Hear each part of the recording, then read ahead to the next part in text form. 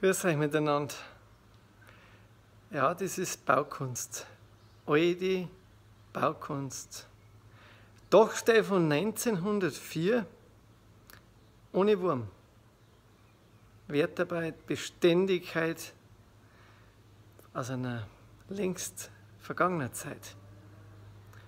Ja, ich bin da herum auf dem Dach vom alten Wirtshaus.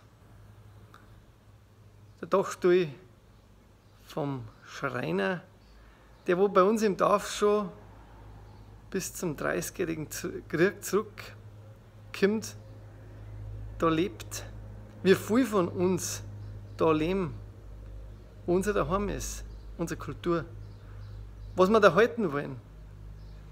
Und wenn man dann sich anschaut, wie wunderbar das alles ist, ja, Herz ist, wenn der Bulldog vorbeifährt und das sind dann die Kleinen, nicht lauter Riesentrümmer, dann kann man da erkennen, wie wichtig das ist, dass man auch das Kleine bewahrt.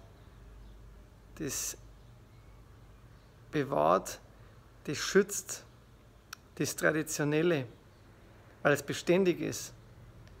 Eine gute, bodenständige Arbeit und vor allem auch in der Landwirtschaft. Die kleinen Bauern, die kleinen Gritschen, die Kleinen unterstützen, die Nächsten.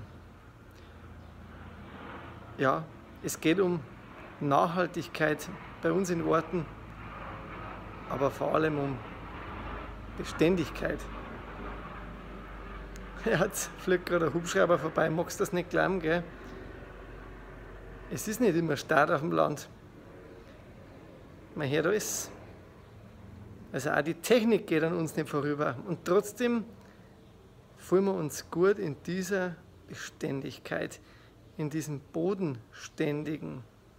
Das hat was mit Stamm zum tun, mit Verwurzelung, mit Erdung.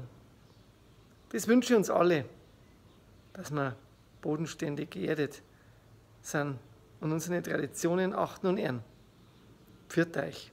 Wolfgang-hofer.de